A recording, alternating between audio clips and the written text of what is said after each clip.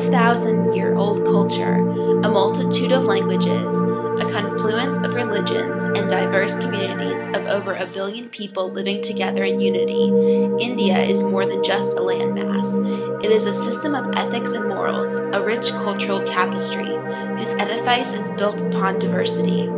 India, the second most populated country in the world, is bordered by Pakistan, Nepal, China, Bangladesh, and Myanmar in the heart of South Asia. Over 80% of the country identifies themselves as Hindu. Islam is the second largest religion in India, with about 13% of the population, followed by 2% Christian. There are about 22 scheduled languages in India and about 398 dialects.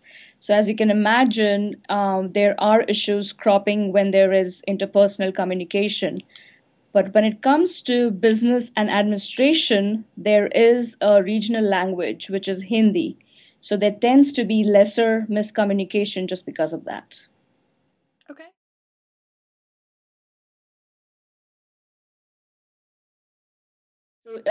It's every state has their language that if you're going to a specific school in the state, you have to learn their regional language. So that's one language you have to learn whether you like it or not. And the second is the mother tongue. So usually the parents, whoever they are, they will teach the children the oral language. And third is usually English. Everybody's encouraged to learn English. So by default, most people know 3 languages: the regional language, the mother tongue, and English.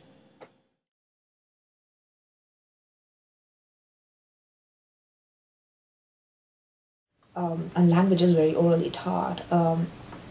I speak Bangla, which is native to my parents and their parents, but I never actually formally learned it. I never learned it in school or had a tutor for it. I learned it because my parents speak it. Because everything is tied down to the caste system in India. So depending on a person's name, you can tell which caste they're coming from, which religion they belong to. And so anybody who's talking to somebody else on a personal level can tell which caste they're coming from. And if they have some biases while they're talking to the person, that will come out in their communication. And if a person's from a different caste, they most likely speak a different language. So that adds to the bias and the miscommunication. But the fact is that there's so much of division because of our languages that even Hindi, being the national language, is not accepted by all Indians. So unless we all agree and say, okay, this is the regional language is going to become our national language, until we come to an agreement with that, I think English is the best alternative. So personally, I don't like it, but I see no other way around it. And the Official Languages Act of 1963 states that while Hindi is the national language, English may be used for official government purposes between states.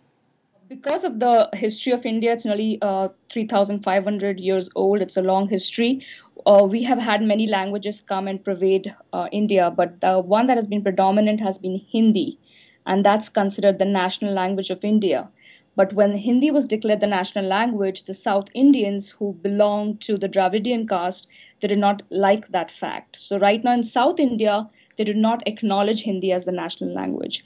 So there's a lot of there's a lot of clashes between the North Indians and the South Indians because of that fact. But if you speak English, then that's considered a language of the educated class. So that language is looked upon as positive. So if you speak English, you can tell that the person is of a higher class as opposed to somebody speaking a local language.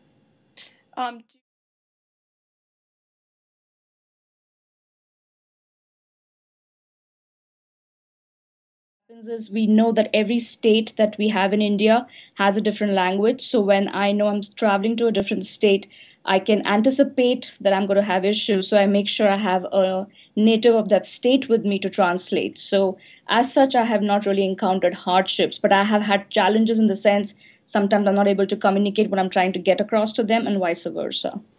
People are very, very understanding of the fact that you don't speak their language. And there is really no expectation of you to know the language of the state that you live in, even if you might have grown up in that. So I grew up in Maharashtra, but for most part, there is no expectation that I should know Marathi. I can get by with speaking in English or Hindi. So So that's helpful. So there are barriers in communication, but I think most people understand Hindi even if they cannot speak it very well, and that's just the influence of movies and Bollywood, and so I'd say they would understand you and you would understand them, but not necessarily be able to communicate effectively. In India, there are over 45,000 newspapers published in over 100 languages. The majority of these publications are in Hindi and English. Question. Yes, there's a very bad fragmentation of, especially in terms of newspapers, because again, if there are 22 languages and 398 dialects, how are you supposed to reach everyone? And the fact is, a lot of the Indians are not educated, so the terms, in terms of reaching them with newspapers, is actually void because they can't read anyways. But then we have this issue again in television because everybody wants to watch television. That's one of the cheapest ways of entertainment for the poor people. So there is a lot of fragmentation in media, and that's a challenge for the media industry in India. Which language is the best language to reach everyone?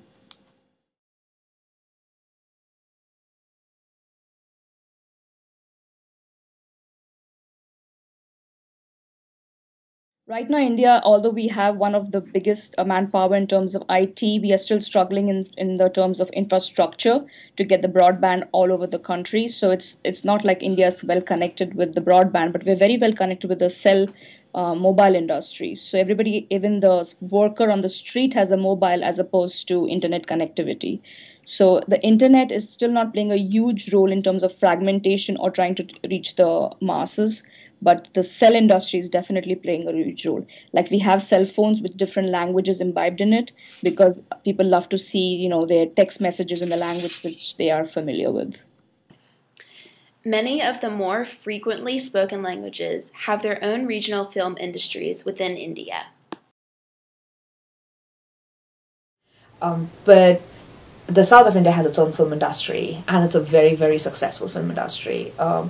And so there are native language film industries throughout the country, and there are a lot of colloquial language films made in India and recognized and watched and have a huge audience. A lot of Hindi movies are translated, so are English, Hollywood films are translated into many different Indian languages. Books are translated. There is a multitude of different dialects, languages, and accents prevalent in India. This is a definitive value of the Indian culture. The people take pride in their unique language system, unifying individual states and the country as a whole.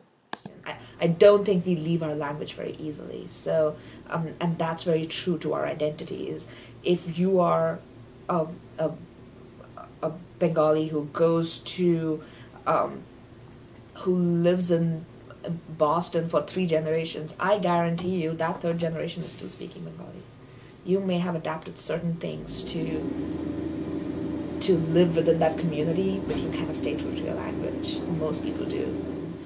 We take a lot of pride in the fact that we speak many languages. I think there is a lot of curiosity especially in the younger generation, to learn each other's language, because that language comes with a lot of culture and comes with a lot of traditions, and it's surprising to see how diverse it is, but yet how similar.